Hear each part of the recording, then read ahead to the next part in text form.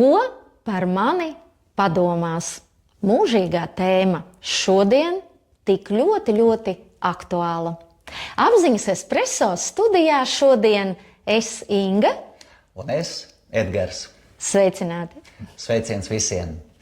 Ja iepriekšējās epizodēs mēs gan apskatījām tīri teorētiski, gan ļoti daudz praktiskus piemērus, bet mēs runājam faktiski par to, kas ir tā problēma, ko par mani padomās citi, kā viņi izpaužās, kā viņi maskējās, no kurienes viņai aug kājas.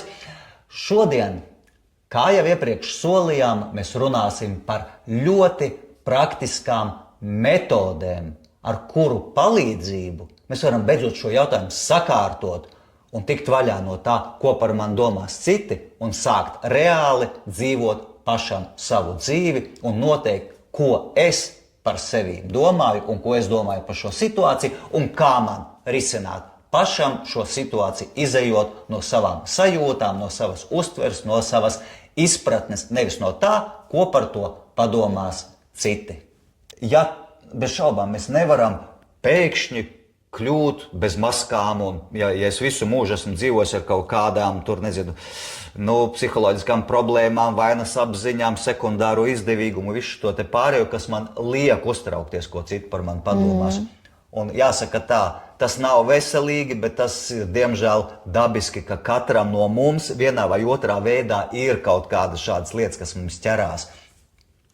Labā lieta, ka ar to visu var tikt galā, ar to visu var strādāt, to visu var vērst par labu. Un ir dažādas metodes, kaut vai tik vienkārša lieta. Paņem un taisi sev treniņus.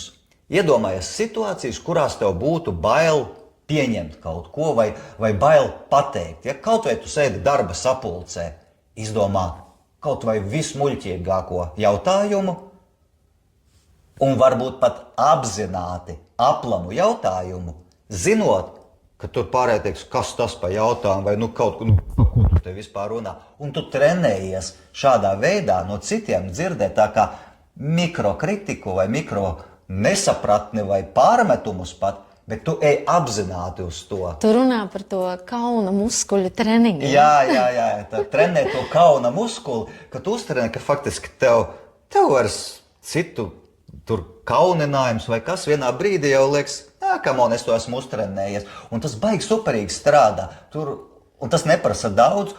Kas ir paradoxālākais, ka ja tu regulāri sāc uzdot visās sapulcēs vismaz vienu tur gudrāku, dumjāku vai kādu jautājumu, visi ar laiku pierod, un beigās jau neviens vairs tev nepārmet neko. Man sirds šitā bija, es gan netrenēju speciāli šo kauna muskuli, bet man bija arī, kā mums tik kāda prezentācija darbā vai kaut kāda sapulce, es parasti kaut ko pavaicāju. Un beigās jau bija tā, ka ja es sēžu un neuzdodu to jautājumu kaut kādu, tad viss tā kā, Edgar, tu neko nevaicās, ja? Jau tā bija pārvērties jau līdz tam, ka tātad jau cilvēki jau pat ir absolūti pieraduši, un tas ir kļuvis par normu. Un šādā veidā, jebkurā situācijā, vai iet pie pārdevējiem un uzdot visdīvaināko jautājumu, vai iet uz kaut kādām oficiālām iestādēm, ja ir bailes no viņas, un vienkārši pie apsarga kaut kādu jautājumu, vai pie informācijas uzdot kaut kādu jautājumu, kurš tu tā kā nevis, ka tu sev varo ar to, bet tu tā kā bišķi pārkāp. Tu tad izdari solīti savās bailēs iekšā, un tas superīgi darbojas. Vēl viena ļoti forša metode ir, ja tas, ko pa man citi padomās, ka es pat nevaru savus lēmumus pieņemt. Ļoti daudziem cilvēkiem pat ir tā, ka, lai pieņemtu savu patstāvīgu lēmumu, viņam jāizcīnās, ko par mani padomās, nezinu, tur skolotājs, priekšnieks, vecāki, kaimiņi, jebkas. Ja? Atrodi kaut kādu savu konkrētu jautājumu, kur tu sev pasaki. Šis būs jautājums, kuru es izlemšu vienpersoniski. Un tas var būt pat sākumā, kas pat neskar citus, bet es šo lēmumu pieņemu. Es šodien nolemju, ka es tai vietā, lai strādātu, braukšu uz jūru. Piemēram, ja? Un man ir pilnīgi vienalga, ko mans kritiķis galvā man pateiks, Kā tu tā vari? Tev taču ir darba diena, vai tev taču ir atbildība, vai tev ir sarunāts tur kaut kas no tevīm taču gaida. Nē, es esmu pieņēmis lēmumu, ka šodien es darīšu sev tā. Vai arī es izlemju, ka es aizbraukšu, nezinu, kaut kādā mazā ceļojumā, vai es iešu uz koncertu, vai es izpaudīšu sevi šādās situācijās šādi. Tātad es sev ļauju pieņemt vienpersonisku lēmumu, neklausoties visas tās balsis manā galvā, tur kaimiņus, vecākus, skolotājs, priekšnieks, vēl nezinu ko, kuri man saka, ne, tev jādara savādāk. Es saku, jūs pagaidīsiet nedaudz ārpusītē, es pieņemšu savu lēmumu un tā arī izdarīšu. Nu, es gan gribētu nedaudz iebilst. Tas, ka tie mazie lēmumi ir kā treniņš, un tas arī ir viens no veidiem, kā mazināt citu it kā ārpusē ietekmi, bet tomēr šos mazos lēmumus pieņemt tādus, kas nav saistībā ar citiem un neietekmē citus. Jo, ja tu, piemēram, par darbu, tas tā drusku bezatbildīgi izklausās, ja, ka es tagad izdomāšu neiet uz darbu, un kāds vēl paklausās mūsu podkāstu, un tā, es te izlēmu patrenēties, lai citi man te neietekmē. Ja. Man gan gribētos teikt, ka tie mazie lēmumi, kā sev uztrenēt to citu ietekmes mazināšanu iekšēji, tas vairāk ir process par iekšējais process. Ja? Bet ja tā ir ārēja darbība un tāda, tad tomēr tā ir jābūt tādai, kur noteikti neietekmē citu, vismaz radikāli, vai arī citiem tas nerada kaut kādus vai zaudējumus vai problēmas vai kā. Ka tas tomēr ir tāds izsvērts, un nevis emocijās, vai es kādam pierādīšu, vai es tagad, tas jau tāds, tā kā nenobriedis lēmums, ja? Bet jā, vajag tas, ka vajag tādus arī mazos lēmumus, bet tādus, kur es uzņemos atbildību, kur es saku, es viņu, un tas vēl jau vairāk nostiprinās to, ka es uzņemos nevis uz cita rēķina. Un vēl viena. Tā jau ir tāda ļoti, ļoti, ļoti laba metode, ļoti dziļa metode. Izvērtē, kas tev pašam dzīvē ir svarīgs. Ja mēs identificējam savas kaut kādas galvenās vērtības, kaut vai 3 svarīgākās lietas sev, un tad, jebkurā situācijā rīkojoties, es skatos, vai šī mana rīcība sakrīt ar manām personiskajām, nevis kādu citu uzspiestajām, izdomātajām vai tur vēl kaut kādā veidā man uzspiestajām vērtībām, ar manām vērtībām. Ja pieņemsim, mana vērtība ir nekad nemelot.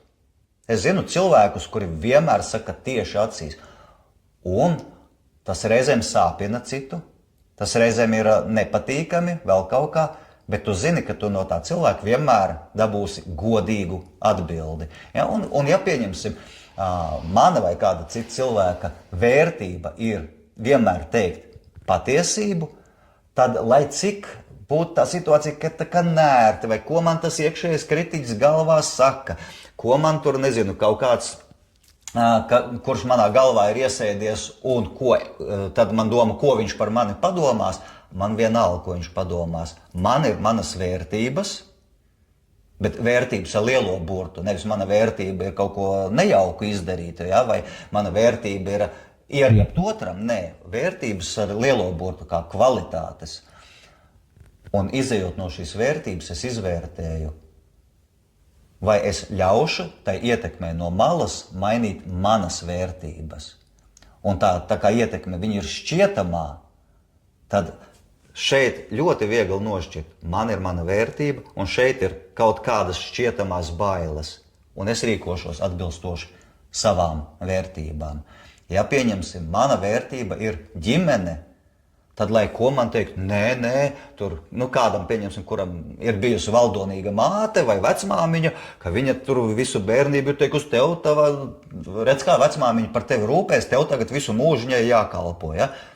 Cilvēks ir izveidojis savu ģimeni, kas viņam ir ļoti augsta vērtība, Un viņam galvā sēž tā vecmāmiņa, kura saka, bet tev katru sestdienu pie maniem jāatbrauc ir, un tur jādara tas un tas un tas. Bet tava vērtība ir tava ģimene. Un tad tu izrunājies ar vecmāmiņu dzīvē, un varbūt pat saproti, ka viņa ir laimīga, ka tu atbrauc, bet tev nav pienākums vergot vecmāmiņai visu mūžu. Viņai ir sava dzīve, tev ir sava. Tu balsties uz savām vērtībām. Un šādi katram cilvēkam ir kaut kāds savu vērtību saraksts. Tas ir ļoti vērtīga lieta sarakstīt savu tās vērtības. Kaut vai 5, kaut vai 10, un mēģināt sarindot viņas. Tas nav nemaz tik vienkāršs uzdevums. Bet saprast, kuras ir manas 3, 4 galvenās vērtības.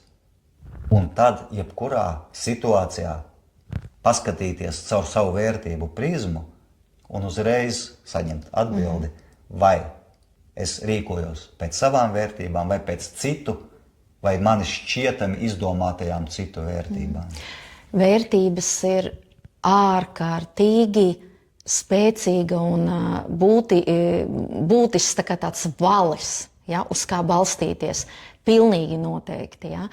Un tikai jāatcerās viens, ka pilnīgi noteikti katra mūsu darbība, viņai ir arī dažādos, var teikt, tā kā līmeņos, ja, jo vairāk mēs esam kaut kādā, un tas ir tas, ka tu apzinies to savu sākotnējo, kur tu atrodies, to A punktu. Ja, ja tu esi konstatējis, ka tā mazvērtības sajūta ir tik dziļa un tie kompleksi kaut kādi, un visu laiku tas iekšējais kritiķis tev tik ļoti nospiež, un visu laiku tu esi tajā, ko citi par mani padomās, ko citi tā iekšējā atkarība mudina visu laiku domāt un ar līdzību apliecināt, ko tad citi par mani padomās, ja? Tad atcerēties, ka vienmēr kā tādu vadlīniju ieturēt tas, ka katru rīcību, katru lēmumu, katru kaut kādu mūsu darbību izvērtēt, vai tā nekaitēs kādai dzīvai būtnei, vai tā nenodarīs kaut ko, neatņems tur dzīvību, neatņems tur cilvēkam kaut kādas, nenesīs kaitējums, tā tālāk, tas, par ko es runāju. Jo no sākuma to dažkārt tas var būt katra tā darbība, kad mēs tā kā ceļamies, tā kā mēģinam atgūt to savu pašapziņu, varbūt caur bailēm, caur tādu es tagad pierādīšu, un nepamanīt, ka patiesībā tas jau vairs nav par to.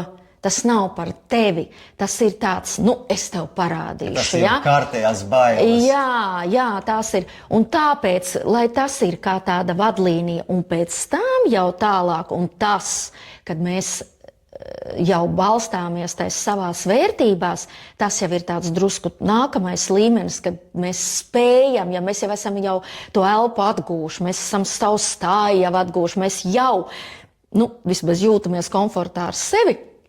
Un tad mēs sākam apzināties, ka mums ir jābalstās savās vērtībās, un tās tad ir, jo arī apzināt savas vērtības un viņām būt un pašam būt tajās vērtībās, tas jau ir līdz tam ir jānonāk. Ja? Tad, ja tu esi visu laiku atkarīgs no cita un nepārtraukti esi vienās bailēs un ko tagad, kā tagad, kādas vērtības tu vari. Ne viņas izkopt, ne tu vispār apzināties, ka tādas pastāv, vai arī tu dzirdi, ka tur tāda vērtība ir, vai tu gribētu, tu jau gribēdams to nevar izdarīt. Tā nav vērtība, tā tieši, un atkal nonāc pat tiešām par vērtībām, tas ir ļoti, bet ja tu nevari to paņemt, tad atkal tā jau nebūs tava vērtība, tā jau būs kāda, ja? Tā kā, balstāmies vērtībās, bet nonākam līdz tam. Uz kā tad bāzējas visas šīs metodas un paņēmieni, kā mēs varam atbrīvoties no tās uzmācīgās, jeb apgrūtinošās domas, ko par mani padomās citi. Un tā bāze, tā ir apzinātība, tā ir izpratne gan par to, no kā mums ir radusies šī uzmācīgā doma, nomācošā doma, gan par to, ka tai ir risinājumi, ka mēs nedzīvojam vairs pagātnē, kad mums ir jāizdzīvo, ka mēs esam šeit un tagad mūsdienu sabiedrībā, un mums ir metodes, mums ir cilvēki, kas mums var arī iedot tās metodes, un ar kuru palīdzību tad mēs varam tikt ar šo jautājumu galā. Un tieši apzinātība ir tā bāze, kas mums ļauj, tā vienkārši šo te runājot, skatīties šīs problēmas saknē, tās būtībā, jo apzinātība tas nav nekas cits kā izpratne, pastāvīga izpratne. Nevis tā vienkārši, es kaut ko tur apzinos, bet tā ir tā ikdienas apzināšanās, kur es katrā sekundē vai katrā brīdī, kad man tāda doma ienāk prātā, es ar savu apzinātību uzreiz atsaucu atmiņā, šī ir tā problēma. Es viņu apzinos un es netaisos viņai pakļauties. Tas ir arī par to, kādas mēs rīcības veicam. Par apzinātību runājot, ja?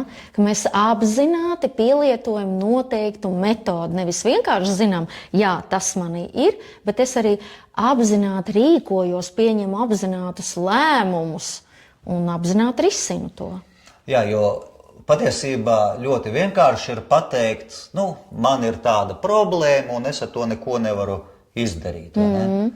Jā, jo mēs itin bieži sakām, man ir tāda bagāža, man nodeva bailes, vai man ir tāda programma, vai man ir tāda sāpe. Vai ne? Bet patiesībā jau, vai pat vēl spēcīgāk, trauma. Man ir tāda trauma. Un es neko nevaru darīt. Jā, un saproties, un bieži tas jau kļūst kā tāds attaisnojums gandrīz, kā, jā, ko tagad man redz, es saņēmu tādu traumu. Bet patiesībā ir tā, ka nav jau īsti tādas traumas, ir tikai mūsu pieredzes. Jā, ir ļoti spēcīgas pieredzes, ir ļoti sāpīgas pieredzes, ir ārkārtīgi dziļas pieredzes, bet tās ir mūsu pieredzes. Un tad, kad es saprotu, un pieņemu un skatos uz to tieši tā, nevis kā uz traumu, jo traumas nav, bet skatos kā uz savu pieredzi, kura, jā, man ir bijusi sāpīga, bet es tagad uz šo savu pieredzi, tā kā uz to, ko es esmu piedzīvojusi, gan ķermeniski, gan mentāli, es vienkārši to sāku apzināt, es sāku analizēt, es sāku apskatīties uz to, ko man šī pieredze var dot, izdarīt secinājumus. Ja? Izdarīt secinājumus, kā es varu to savā dzīvē pielietot tālāk, ko ar to darīt, kā es no tā varu bagātināties galu galā. Un tieši tajā brīdī, kas notiek, patiesībā šī situācija, ko es esmu piedzīvojis, pat ja viņa ir ļoti, ļoti dziļa, viņa kļūst par manu bagātību. Un te es atcerējos vienu piemēru, pavisam burtiski dažas dienas atpakaļ. Internet vidē es kā tādu atgādinājumu gūju. Šis puisis atgādina, kā viņam bija vārds uzvārds, tas Čeks viņš bija, Vojčeks, kā viņam bija, kurš bez kājām un rokām. Nebija ne roku, nekā. Jā, atceries, kā viņam bija? Es neatceros tādu Dienvidslāvu uzvārdu. Jā, tātad, mēs visi zinām, jā, katrā gadījumā daudz saskāršies šo, tātad puisis, kurš piedzim, viņam bija tāds pat kaut kāds viņš medicīniski sindroms, kad piedzimst bez jebkādām ekstremitātēm. Viņam bija tikai viens tāds neliels, tā kā divu pirkstu tāds izaugums. Tā kā pēda kaut kāda pie ķermeņa. Jā, tu tieši divu, tā kā divu pirkstu. Faktiski nebija un kas interesanti, ka vecāki tajā brīdī, protams, bija pilnīgi šokēti, jā, kaut kāda māte pat negribēja to bērnu sākumā pat ņemt tā kā rokās, kā to mēs zinām, ka zīdainis sensitīvi uztver informāciju, un viņš patiesībā pirmo traumu saņem, ja? Ka viņš ir negribēts, nevēlēts, visa atmosfēra apkārt ir tāda, mediķi ir uz pauzes, ir kaut kas tāds noticis. Un tagad tātad šis puisis, ir piedzimis, vēlāk viņš auga, viņš gāja, cik es saprotu, dabiski, nu, tā kā parastā skolas vidē. Protams, ka tur katru dienu viņam bija izdzīvošana, ja? Gan no skolotāja, gan klases biedru puses. Un 10 gadu vecumā puisis mēģināja vannā noslīcināties. Nu, vienkārši atņemt savu dzīvību, jo viņš vienkārši bija jau pārguris no šīs nepārtraukti ikdienā sava pieredzējuma. Un tagad te ir tas, ko es minēju. Viņš varēja palikt tajā līmenī un teikt, man ir trauma. Un viņam tiešām viena pēc otras, kopš piedzimšanas mirkļa, nenormāli jaudīga trauma. Un katru dienu viņš guva apstiprinājumu, tu esi ne tāds, ne tā kā mēs, tu neiekļaujies, mēs tevi izstumjam, tu nepiederi. Un viņš katru dienu gūst to apstiprinājumu. Ja? Un viņš taču pats ikdienā arī jūt. Bet šis puisis izdarīja vienu fantastisku, pieņēma lēmumu pats. Viņš šo savu absolūto tā kā nepilnību pieņēma kā savu pilnību, izejot no tā, kāds viņš ir. Viņš tālāk nolēma dalīties ar citiem savā pieredzējumā, savā šajā, ko viņš ir izjūtis savā dzīves gājumā. Un 19 gados bija pirmā viņa runa, kurā viņš padalījās ar visām savām sāpēm, ar to, ko viņš ir pārdzīvojis iekšēji. Un tā bija, protams, ar tik nenormāli jaudīgu enerģiju piepildīta runa, kur vienkārši viņam aumaļām sāka piesakot sekotāji, un jau viss turpmākās reizes, kur viņš tā kā jau sāka rīkot jau visus tos publiskos pasākumus, viņam bija pārpildīts manēžs. Kāpēc? Tāpēc, ka viņš bija pieņēmis šo visbūtiskāko lēmumu, nevis šo pārvērst par traumu savu dzīves, bet pieņēma lēmumu, es šo pieņemu par savu nereālo bagātību. Tā ir mana bagātība. Es caur šo pieredzi esmu tik kolosāli paplašinājis savu apziņu. Es esmu tik ļoti to piepildījis ar savu pieredzējumu. Viņš izdarīja secinājumus, viņš pieņēma lēmumu apzinātu un gāja un dalījās. Un viņa visjaudīgākais numurs katrā uzstāšanās reizē, vai nu praktiski katrā, bija, kurā viņš krīt uz priekšu, nu tā kā nokrīt pilnībā, ja? Un tad visu acu priekšā viņš arī parāda, kā viņš pieceļās. Un tas ir tik jaudīgi un tik aizkustinoši, nu kā ļoti daudz vienkārši raud. Raud no tā milzīgā iekšējā pārdzīvojuma. Un tas paskaidrojums tāds, ja es varēju piecelties, tad tev nav attaisnojuma. Kāpēc tu nevari kaut ko savā dzīvē pārvarēt?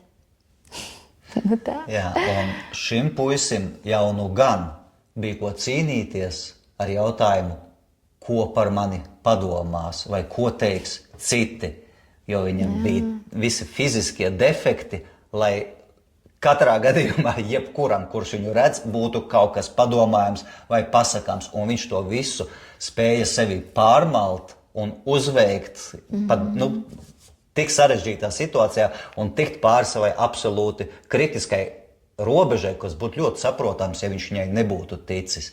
Un iedomājies, kas būtu noticis, ja viņš pieņemtu lēmumu, bet tā taču ir vienkārši mana trauma, un viņam arī būtu šis tā kā attaisnojums.